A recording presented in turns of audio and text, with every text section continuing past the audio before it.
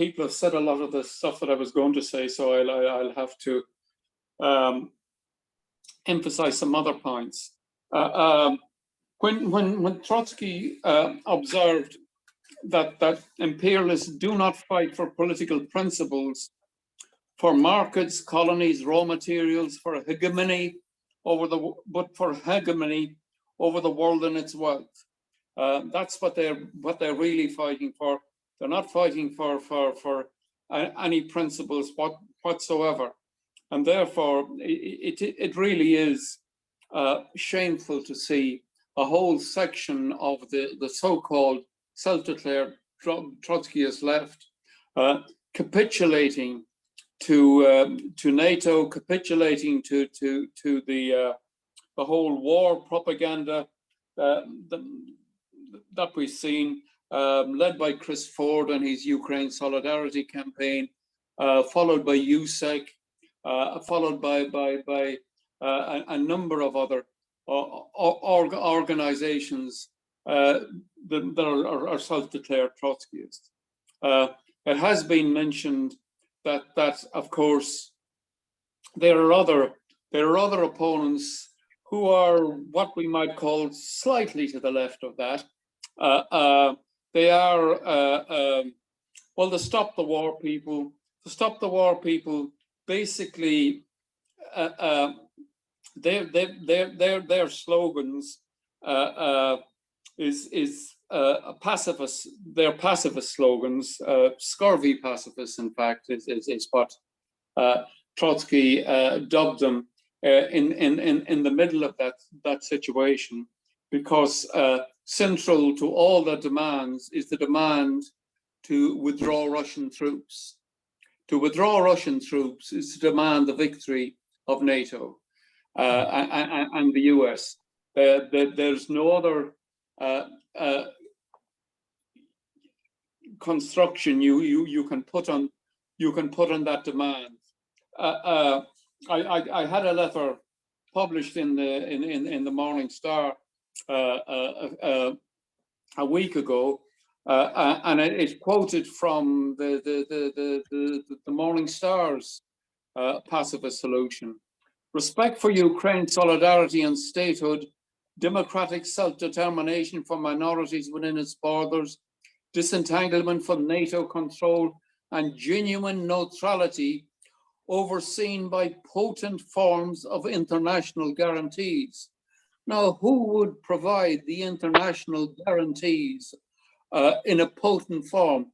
Maybe that would be the United Nations.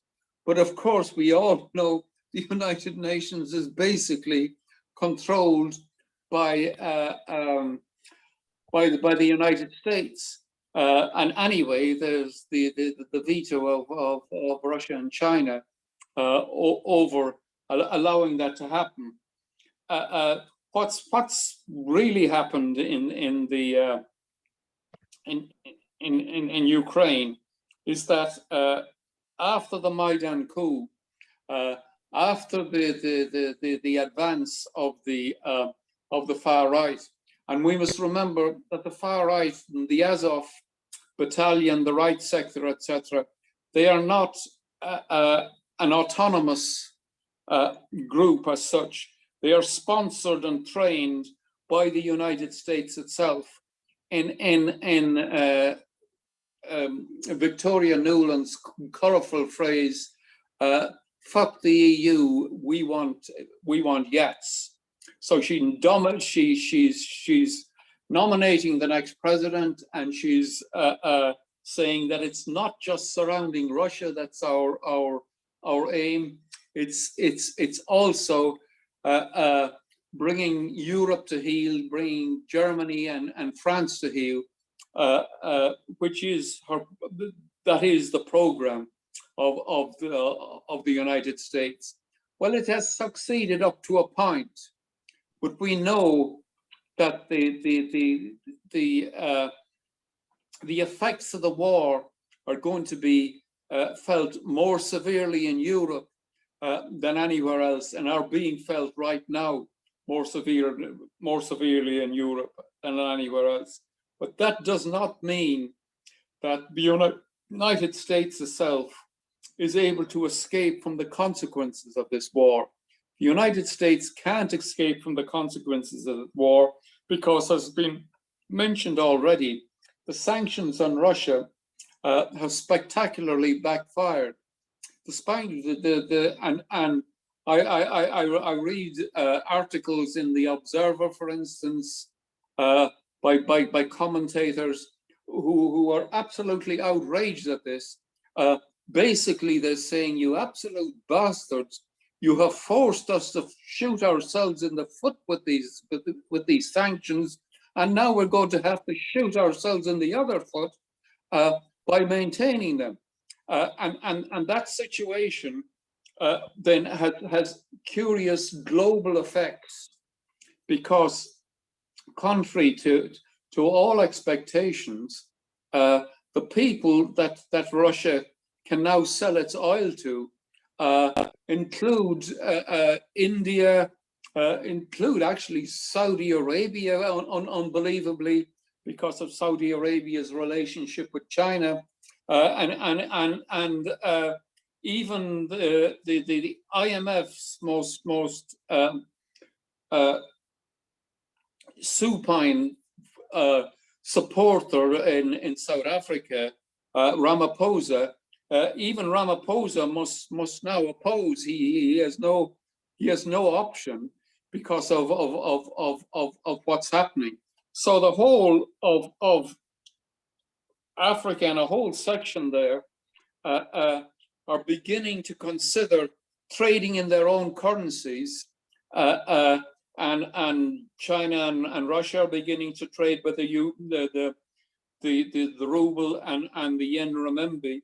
So that situation is undermining the global hegemony of the dollar. Now, the global hegemony of the dollar is absolutely crucial to the plans of the United States. By the global hegemony of the dollar, it was able to force almost every country in the world that had a domination over to subsidize its own economy, to subsidize its own debt. So that is now seriously beginning to come under threat. As for, I think it's been sufficiently explained that Russia can't be regarded as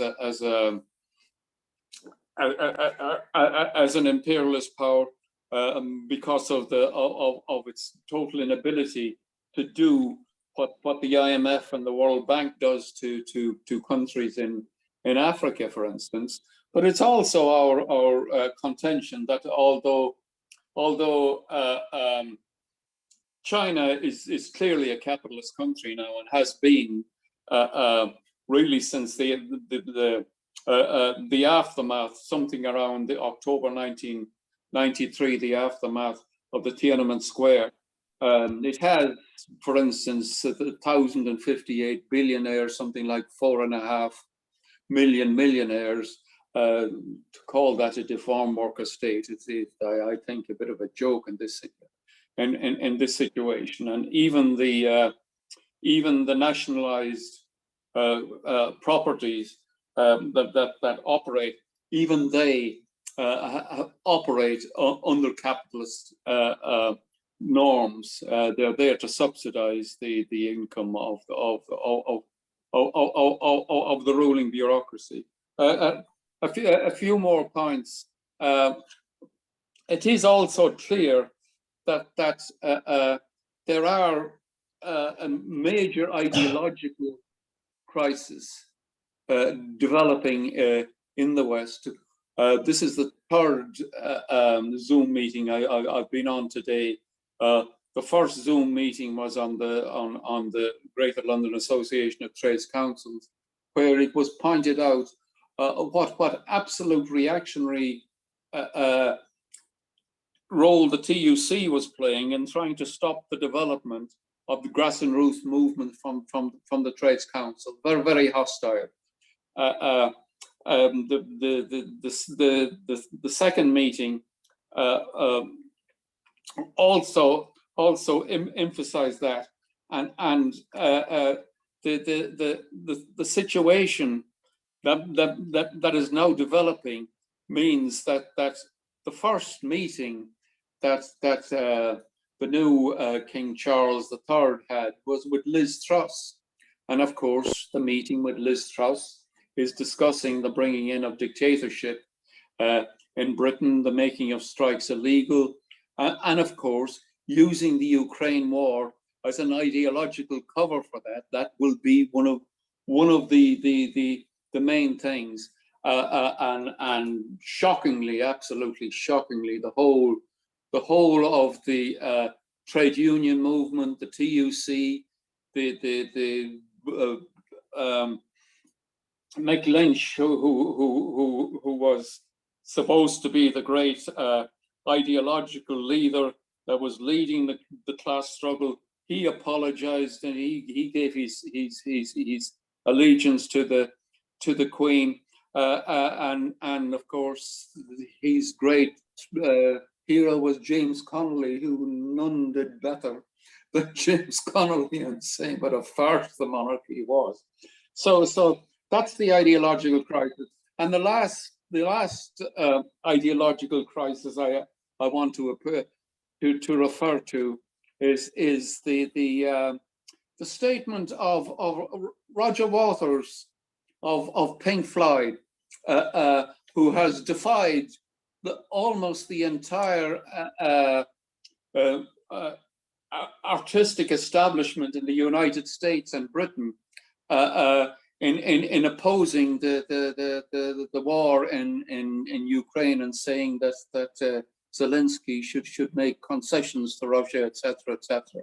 Well, it mightn't be the full thing, but on the other side, the people that have given full support to the war in Ukraine from the artistic side is Billy Elliot, McDonald, Elton John, Stevie Wonder, Bruce Springsteen, Paul McCartney, Mick Jagger, The Who, Roger Daltrey, Pete Townsend. It's a shocking list of ideological collapse. The trade union movement, the whole lot have gone down that road. So that's all I want to say, really. Well, the last point I can say that anti-fascism and anti-imperialism is the key. That's what we say now. But of course, that doesn't mean that we have forgotten what is the ultimate key. And the ultimate key is when you raise the consciousness of the working class by a defeat of imperialism, it must also be on your agenda to raise the overthrow of Putin and